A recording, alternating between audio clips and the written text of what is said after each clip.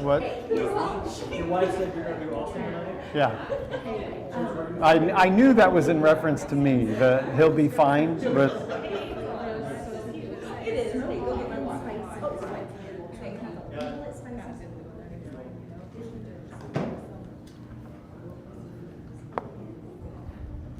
Hello. We are straight up 7 o'clock, so we'll go ahead and get started. We are in John chapter 6. So I don't want us to get too far into this one because I think, well, I want us to get to like the first two, through the first two sections, and maybe start into 22, but I don't want to get to I am the bread of life. I think that can be a whole Sunday class together. So that's my goal for this evening, is to get us there and not any further. So in order to do that, we're going to pause and just get, like, we're 5 chapters in. What have you liked? What have you learned new? What are just a couple things that have stood out in the first 5 chapters? Are we going too slow? Are we going too fast?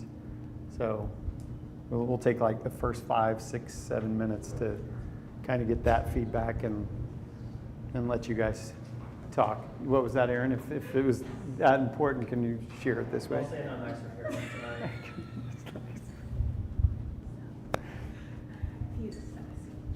Okay. That was not pertaining to the question I had asked, but that is.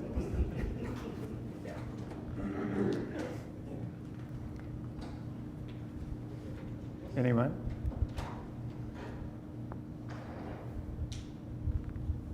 I've noticed this go around that there's a whole lot more timeline that is recorded. Mm-hmm. I never picked up on before. And so for me, that helps me to see that it's not huge chunks of time in between, like in my brain when I read it. Yeah. Almost like I don't want to say it's a condensed version, but it's more snapshot focused. Yeah, that's good. The little, I don't know if the right word is, like the little asides that are him looking back, if there's information he knows and he's putting it in there. And Mm-hmm. I had never thought of that or noticed it before, that he's like, yep, this is what was going on, but Jesus already knew what he was Mm-hmm. going to do, but he was asking him. Yeah, the side commentary, or the what am I looking for? The what?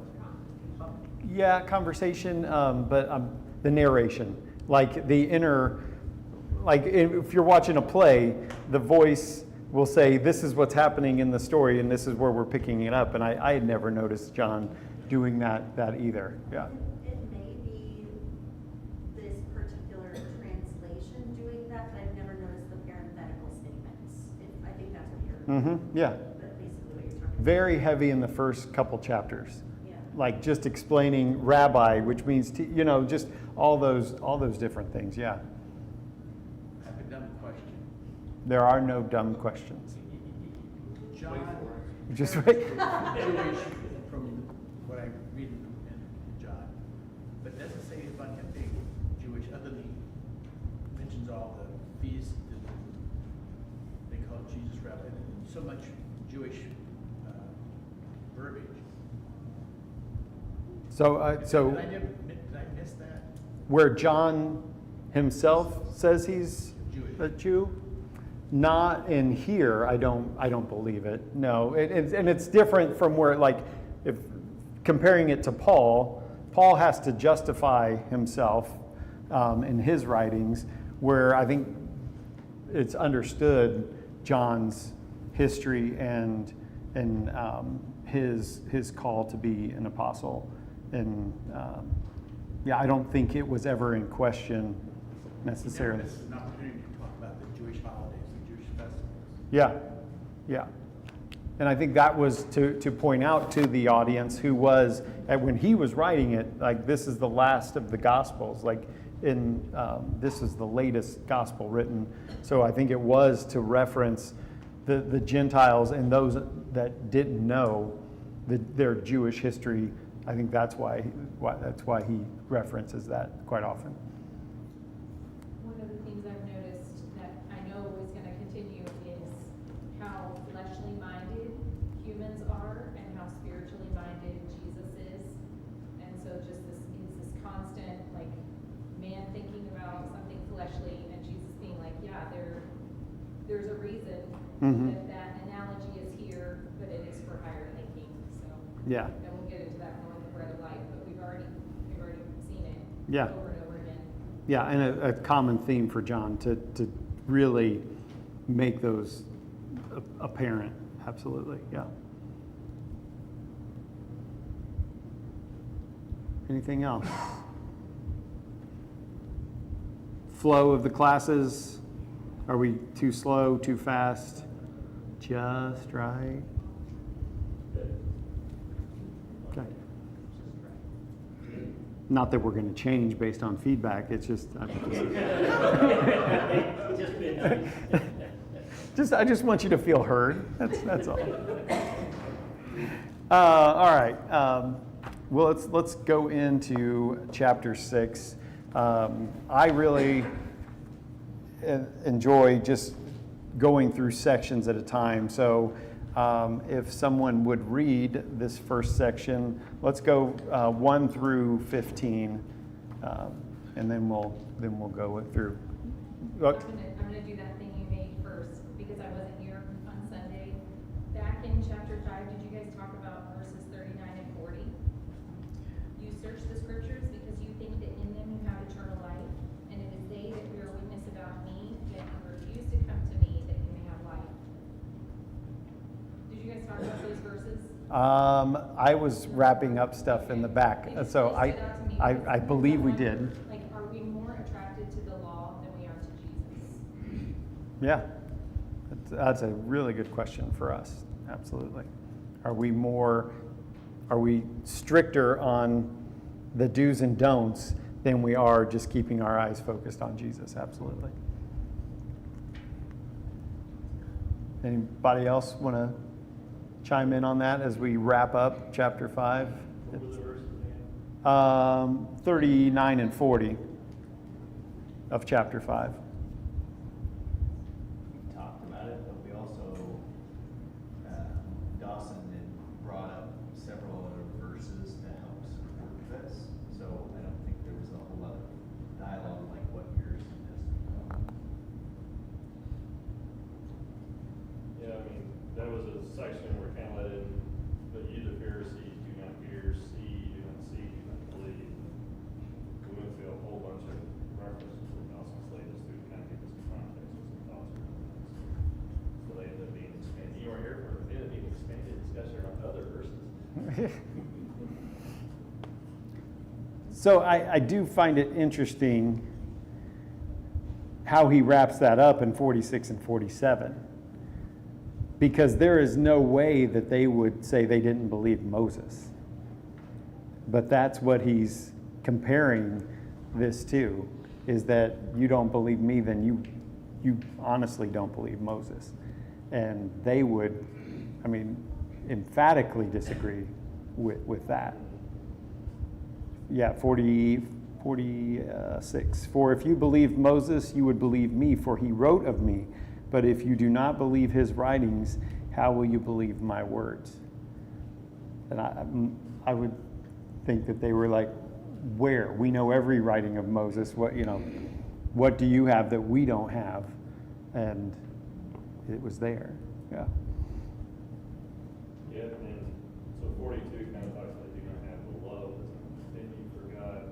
But then 44 goes back back to, you do not seek that which comes only from God. And it came down, and I guess in some rank it was each other's approval is what they were after, not God's approval.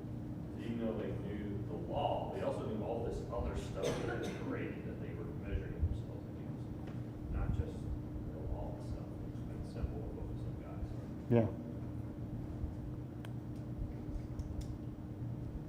I like the minute distinction in 47 where I said, if you don't believe his writings, how would you believe my words? I'm standing here right in front of you, saying these words to you, showing you these miracles. And if you can't even, and you still aren't believing me, that just what struck me.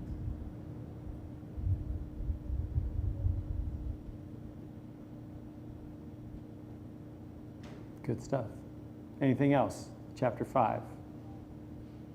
Closing the door. Chapter 6. All right, now, Mike, would you like to read verses 1 through 15? Sure. After this, Jesus went away to the other side of the Sea of Galilee, which is the Sea of Tiberias, and a large crowd was following him because they saw the signs that he was doing on the sick. Jesus went up to the mountain. There he sat down with his disciples. Now the Passover, the feast of the Jews, was at hand. Lifting up his eyes then, and seeing that a large crowd was coming toward him, Jesus said to Philip, "Where are we buy bread so that these people may eat?" He said to test him, for he himself knew what he could do. Philip answered him, 200 denarii worth of bread would not be enough for each of these to get a little. One of his disciples, Andrew, Simon Peter's brother, said to him, "There's a boy here who has barely 5 barley loaves and 2 fish, but what they are for so many." Jesus said, "Have the people sit down." Now there is much grass in the place, so the men sat down, about 5,000 in number. Jesus took the loaves and had given thanks. He distributed them to all who were seated, also the fish as much as they wanted. And when they had eaten their fill, he told the disciples, "Gather up the leftover fragments so that nothing may be lost." So they gathered them up, filled 12 baskets with fragments from the 5 barley loaves left by those who had eaten. When the people saw the sign he had done, they said, "This is indeed the prophet who is to come into the world." Perceiving that they were about to come and take him by force to make him king, Jesus withdrew again to the mountain by himself. Thank you. All right, so Jesus went to the other side of the Sea of Galilee. So he left that area where there was a stir and went to the other side, and a large crowd was following him. Why were they continuing to follow him? What they had seen, What they had seen him, what they had witnessed. yeah, witnessing, doing on the sick. So John is inferring that there were miracles going on, that he was helping the sick, and so that was drawing a crowd. One of the things I also read was a reference to verse 4, that's why he mentions the Passover, that could have been people starting also to migrate for the Passover feast, that these people were seeing this, and now this was part of their journey towards Jerusalem for Passover, was to follow him, and that's why there was such a crowd. Perhaps that was a thought. I just thought that was a little bit interesting. So with this crowd, Jesus went up on the mountain, and with the disciples, and the crowd was coming. Why does Jesus want to feed the people?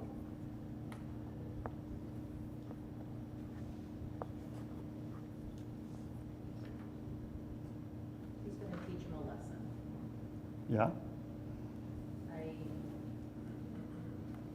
I had never caught before, at least, and maybe I'm making too big of a connection, but he's going to take care of them. He's going to fill a need with something so small and show them that there's plenty for everybody and plenty to share. Mm-hmm. great point. Yeah, he's taking care of their physical need, what would be on their mind.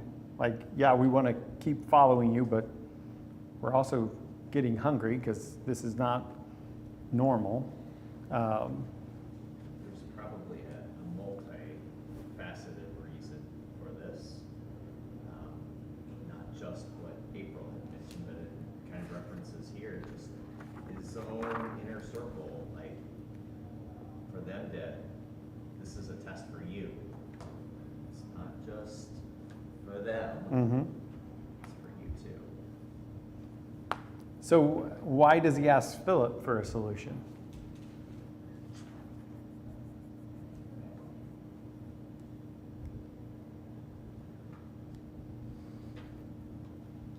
This is all just what he, yeah, a test, yeah. In what regard? Or go ahead, John. I said, but it also puts it in context when they just don't see food appearing. They realize, oh, we can't do this ourselves. Right. So Jesus is. Go ahead. Yeah. Jesus sees the need of the people, and I think wants to see if his disciples are aware of this same need. One for themselves, and two for the greater people. And I think John tells us that Jesus already knew what he was going to do, but to Micah's point, it was, are you thinking fleshly? Are you thinking spiritually with my power? Because he's had this discussion with the apostles before when the woman at the well came back and they had brought the food. Exactly. And Jesus said, I don't need that. I Mhm. have food that you don't know anything about. Yeah. It's also a test on their faith because they see him do the miracles. This is a situation come up here. They ask him instead of getting out there ahead of the game and saying, this is what I'm going to do. He wanted to hear what he was going to say. Yeah. So Philip's response was?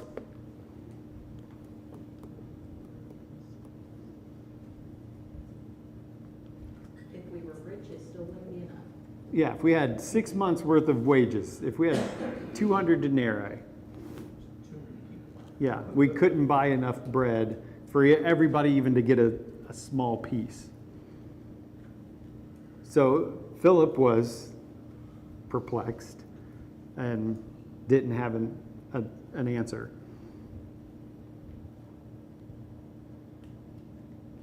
Any significance in 8 and 9 to Andrew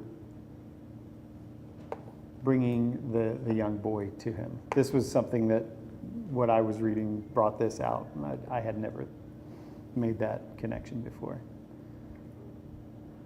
He wondered what Jesus could do with it. Otherwise, why bring such a tiny bit?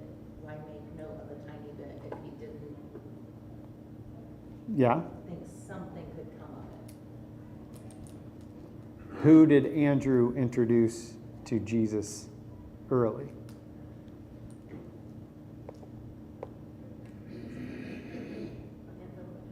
Well, his brother. First, he went and got Simon. They're playing into who the character is of Andrew. It's like, oh, you have something. I need you to meet the something. Yeah, he's a connector. Yeah. So I had never put that together, that it is Andrew who introduces the boy to Jesus, and that seems to be his nature, to bring others to Christ. So what's significant about 5 barley loaves and 2 small fish?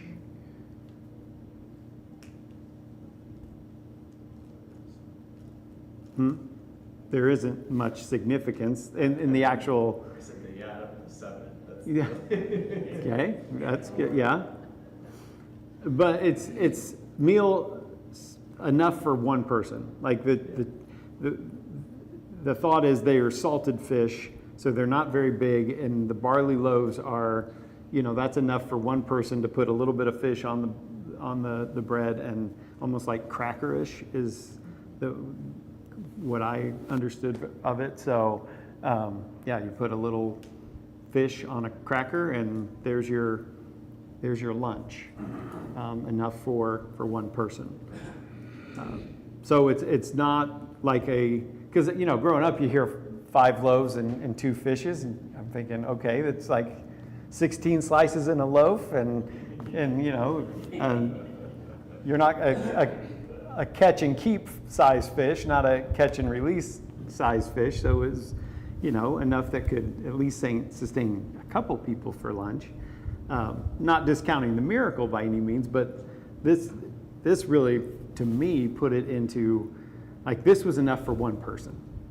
Not this, the boy wasn't carrying this around to share with others. This was enough for him. So what's the significance there that the boy willingly gave that up?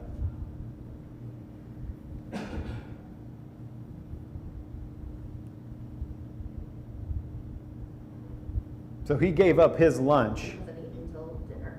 Well, potentially, absolutely. But what happened? Not only did everybody eat to their fill, so did the boy. And I had never made that correlation either, that he was part of that group that got fed more than just his original snack. He got a whole buffet meal. So I thought that was pretty interesting. Possibly more full than some of these people have ever been. Yeah. When it makes the point that as much as they wanted, gather up the leftovers. Yeah, well, so now compare that to the manna that Israel fed on for 40 years. What was the stipulation on the manna? Don't gather more than you need. Exactly. Yeah. Don't gather more than you need. And if you did, what happened to it? It was spoiled the next day. Yeah. So this, in contrast to that, is from so little, everybody had more than they could imagine, and there was not a stipulation on need. It was till your fill. It's also interesting that these are basics. These are not fancy anything, and he could have done anything fancy that he wanted to, but that wasn't the point. I'm giving you the basics. I'm giving you what you need. Mm-hmm. Yeah. Well, and contrast that to Peter and the sheet that comes down and the animal, it's just the abundance of animals there and what was offered to Peter versus, and I just thought of that. So I haven't really fleshed that whole idea out, but just in a comparison to so little, there was so much given, and yeah. So why does Jesus have everyone sit down?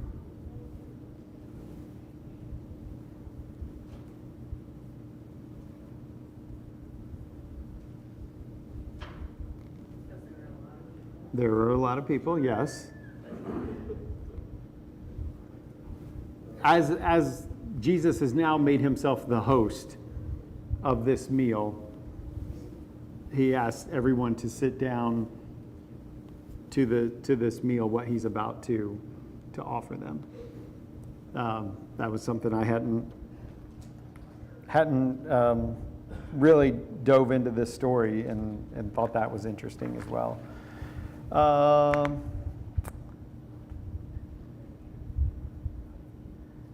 Verse 11, Jesus then took the loaves, and when he had given thanks, he distributed them to those who were seated.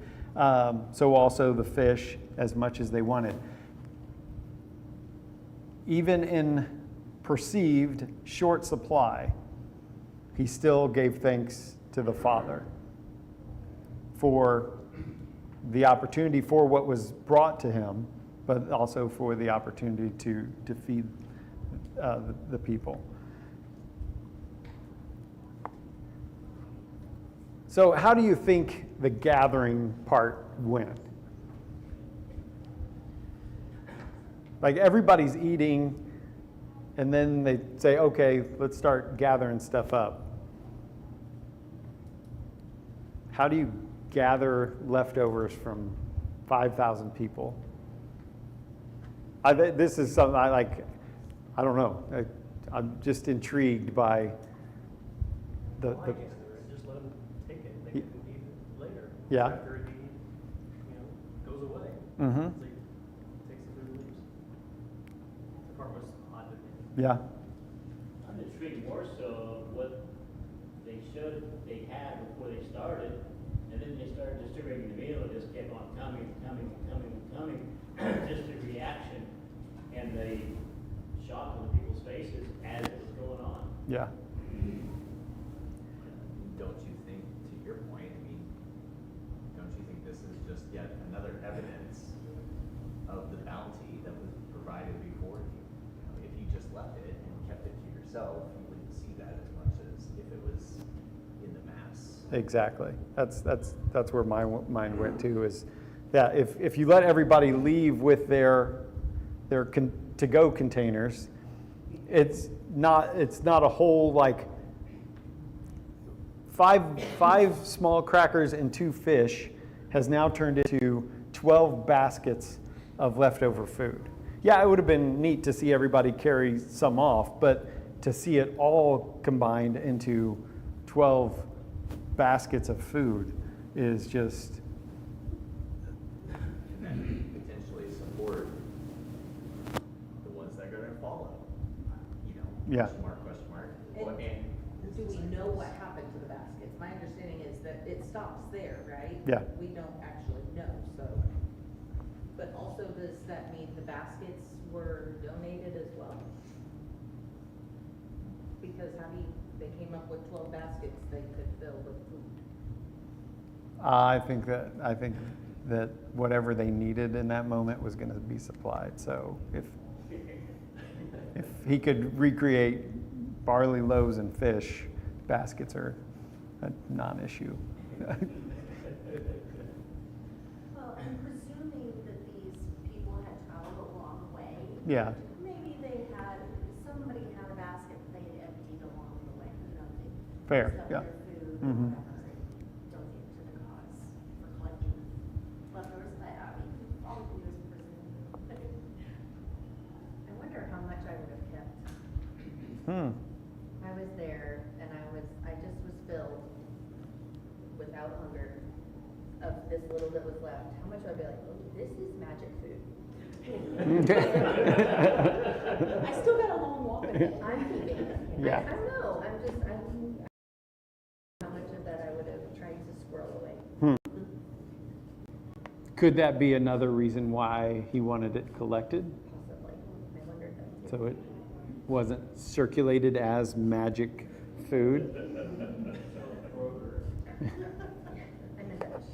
No, but that's Yes. a valid point. Yeah, because I hadn't thought of it, but that would have been absolutely people aren't going to believe this. This is already a salted fish. It's going to be preserved forever, and people are going to know. I don't know. That's the whole idea of relics, and where that idea of relics comes from, is that natural tendency to want to hold on to something that you think is special. Mm-hmm. So, yeah, I can see how that would be something that will pass. Yeah. There's, I got the T-shirt and the fish. Sorry. Me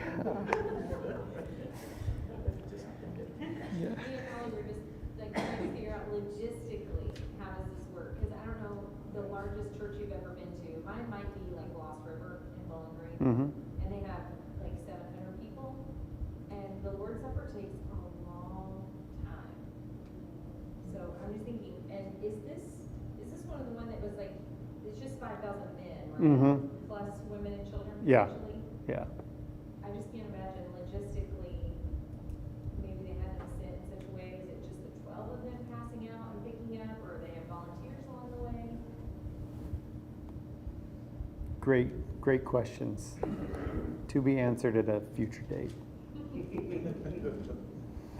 Well, I think what it comes down to with what everybody brought up is, a lot of times we just think of the loaves and the fishes. But when you think of logistically of what happened, the miracle was the whole day. Yeah.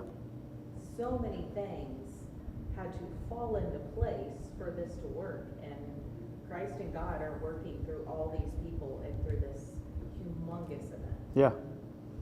Well, and just so you give the one person a cracker and a fish, and then you go back and it looks like you never took anything. So do you start giving people more? Like the later on is like, oh, this just keeps coming. So here, you take 2, and how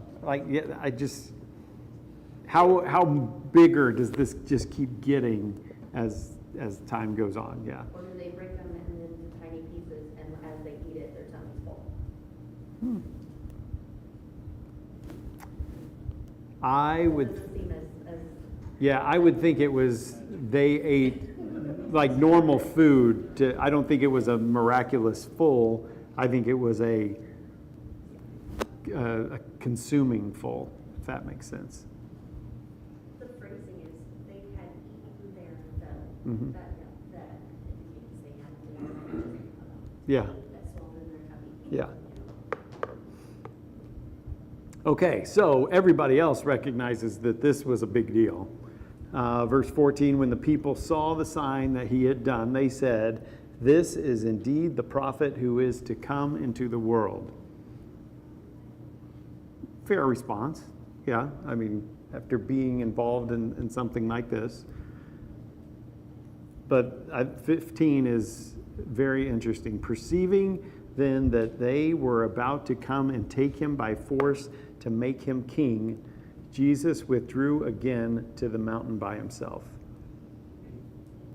That makes perfect sense to me. I mean, if he is who he says he is, he should be king. Yeah, And so from an earthly perspective, again, this is the progression that you would expect to take place. mm-hmm. They've been waiting so long for the Messiah to come. We know this is him. Let's make him king. Yeah. What's interesting to me about 15 is this is a narration that John doesn't, it's not condescending narration like the rabbi, which means teacher, kind of that kind of thing. This is I asked Jesus about this later on. Yeah, this is an interesting thought. Yeah, yeah. That, And why? mm-hmm. Why did you leave? Yeah. Why made you think that leaving was what needed to happen? And again, I think it points to John being the one that Jesus loved. Like, there are things in here that only John knows, or that either the Spirit told him or Jesus directly told him. And I think this is another illustration. It's subtle, but I think that's just how that struck me this time, that John's telling us something that this was something that he wondered too, and wanted everybody to know. It's interesting in verse 2, they were following him because they'd seen the signs. But the idiom of the fastest way to a man's heart is through food, it takes him through verse 14, till I've been fed, now I believe, and I want to make you the king. All of a sudden, you fed me, you took care of my need, I'm convinced now. Yeah, that was cool to see those people that I really didn't know healed, and that was cool enough for me to follow you. But now I've been fed unbelievably. I'm gonna take you by force. Yeah, that's great pickup there. Okay, we got 10 minutes for this, for 16 through. Let's just do 16 through 21 right now. Who wants to read that one? Go for it, Alan. When evening came, his disciples went down to the sea, got into a boat, and started across the sea at Capernaum. It was now dark, and Jesus had not yet come to them. The sea became rough because a strong wind was blowing. When they had rowed about 3 to 4 miles, they saw Jesus walking on the sea and coming near the boat, and they were frightened. And he said to them, "It is I, do not be afraid." Then they were glad to take him into the boat, and immediately the boat was at the land to which they were going. There is so much in these 5 verses that, like John, it feels like he almost just skims over this, but there's so much in here. So one, Jesus wasn't with them. He had gone up to the mountain. So I think that's one why John, like, at some point, maybe it was on the boat when he got in, like, where did you go and why? But when the evening came, the disciples went down to the sea, got in a boat, and started across the sea. So in the other Gospels, we're told that Jesus told them to go to the other side. But the whole journey was like 6 to 7 miles. And I think in Matthew's account, it's like late in the night. They've been rowing for hours, and they're only 3 to 4 miles offshore. So they are fighting a big headwind to get across. And then it's perceived that Jesus is coming down the mountain and can still see them out there, and goes to them in their time of frustration and need. And they saw him near the boat, and they were frightened, but he said, "It is I, do not be afraid."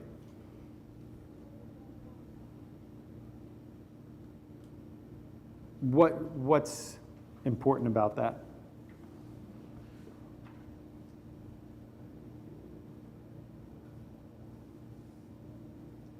This particular reading, like, kind of made me chuckle a little bit because it's like they're afraid, and I think another one of the Gospels says that they thought it was a ghost, Mm-hmm. and so they go from that to, oh, it's just Jesus. Like, that's completely normal. You would come walking on the water to them. But just think of what they had seen. Like all this food had just appeared. Yeah, yeah. What stuck out to me is, "It is I, do not be afraid. The sheep know their master's voice." And they were looking out in fear, heard the voice, and were settled. I saw that he's indicating they need him. Mm-hmm. There's a need, there's that relationship that is needed. Yeah. I'm still here. I didn't actually leave you, right? Well, what's the other time they were in a boat? Jesus was sleeping through the big storm, right? And they had to wake him up, and he just said, "Peace, be still," and it was calm. So now in this storm, they see a ghost, they hear his voice, they're settled, they were glad to take him into the boat, and then immediately the boat was at the land to which they were going. It's like, couldn't you have been here a couple hours earlier? But it was snap of the finger, and we just went the 2 to 3 more miles, where it had taken us hours to get to this point. Marx says that he was watching them. Mm-hmm. He was watching them struggle across. And so it's interesting. It also says he meant to pass them by, which is a whole another wondering in my head of, hey, was he just like, okay, I'm gonna walk past, if they see me, they'll say something, but, this is on them. Yeah. I'm gonna be here, but this is on them, because we've already been in the boat, they saw what I could do. Could they have gotten out themselves and walked without? Yeah. Like to your point of him, he was going to pass by. I'm just asking you a question. I don't think they could have. I think they would have had to. Is this the same account where Peter gets out, or is that a different? See, I wonder Yeah. if it's not the same, and I think it is. Everybody else references to it, and I wonder why John doesn't tell that story. It could be that everybody else has talked about it. I don't need to belabor it.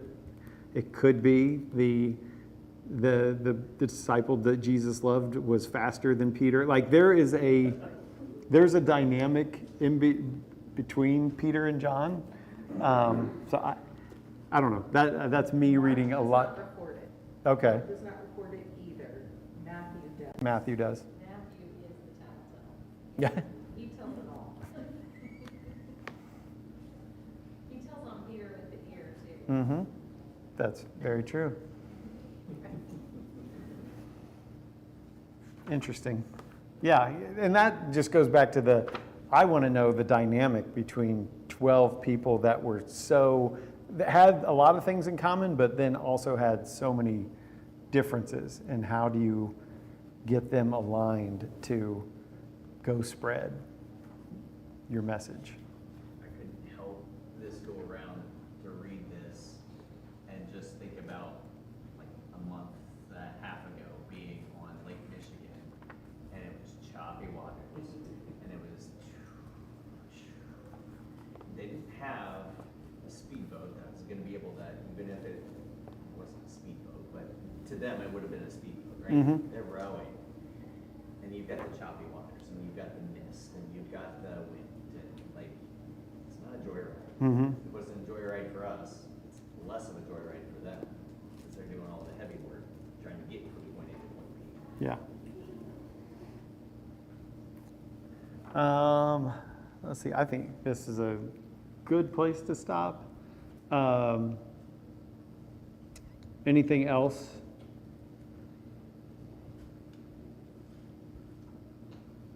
Because the next morning, the crowd is going to realize that Jesus isn't on their side, physically on their side anymore. And all of these boats had been pushed in to the shore. So there weren't many boats that made it across through the night. And so the one thing that struck me that you guys can think on this until Sunday as we move on in this, when they found him on the other side, verse 25 of the sea, they said to him, "Rabbi, when did you come here?" Jesus answered them, "Truly, truly, I say to you, you are seeking me not because you saw signs, but because you ate your fill of the loaves." Why didn't Jesus answer the question?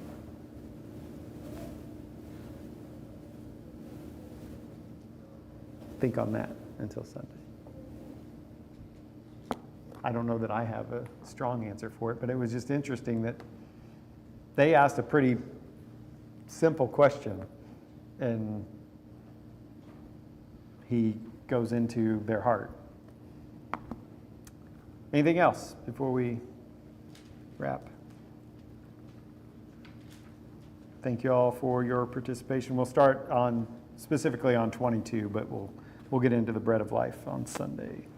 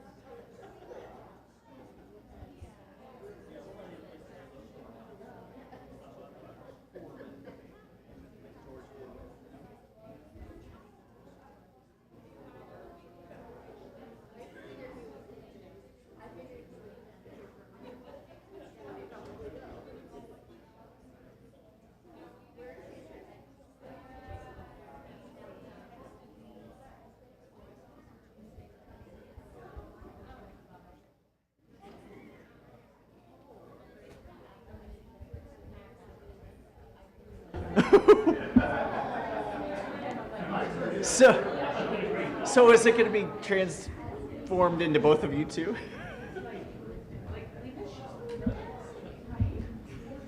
Hello, everyone. Hello. Get your songbooks out to 167. 167. I was thinking of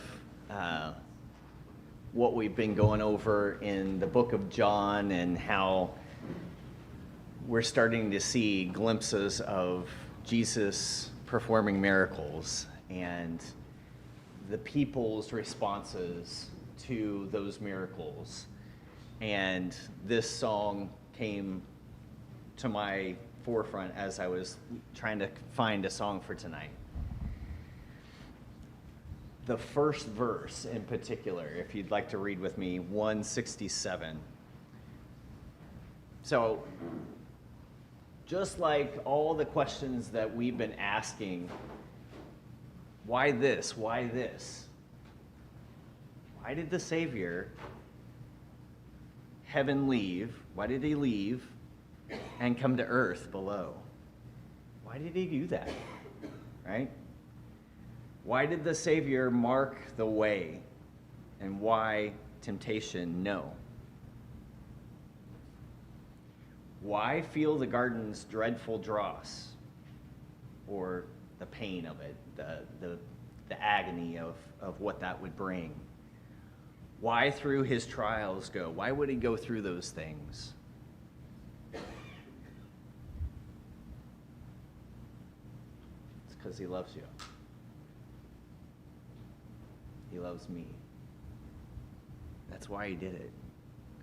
You know, we're going through and we're trying to see the people and trying to get into their brains and what they're thinking at that time. And, you know, would I have kept those loaves of bread? You know, right, Kimberly? What would I have done? Well, why is he here? They thought something different than what he was trying to present to them. Why? I want you guys to think critically as you go through life. Why? Why is it this way? Why do I need to do it this way? Why do I need to be this way? Why? Why is it that I chose to be baptized? Why have I not chose to be baptized? Why? What's your reason why? If it truly is because of what the chorus says here, sing it with confidence. Sing it with love. Sing it with true truth in your heart. Let's go ahead and sing this song. And if you do have a need, if you want to be clothed in baptism, have him be a part of you, that's what we get to be a great family for, right? We get to have that opportunity to help with that. But maybe my why has gone away, and it's kind of faded, and it's not as strong as it used to be. Well, maybe there's a reason why.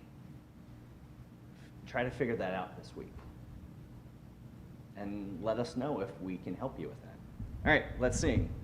He loves me. Go ahead and stand. You can stand. I'll let you.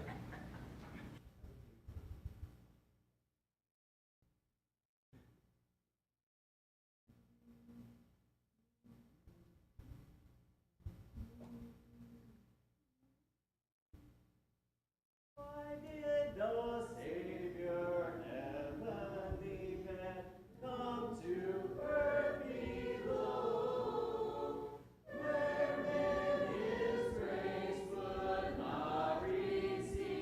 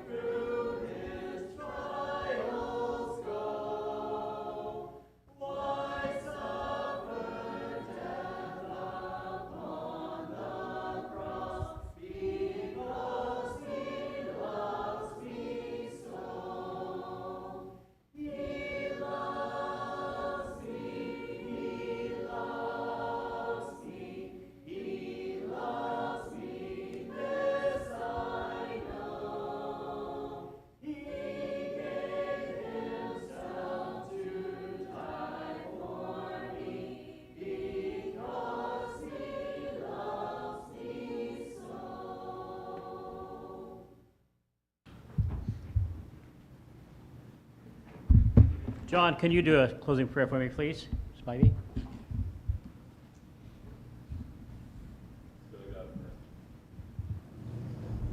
Lord, we're thankful to have this evening together. Come together to pray, focus on your will, your words. We'll put our hearts and minds in focus and take something from it. Go back out in the world, help us to be that light, be that example. Show to others that there's something greater than what's about in this world. We're so thankful for the blessings you've given us, because we truly have all of them. Far more than the bread and the fish that we talked about today. Roofs over our heads, nourishment of the Let us remember those tonight that are struggling, the Carters, others that need prayers.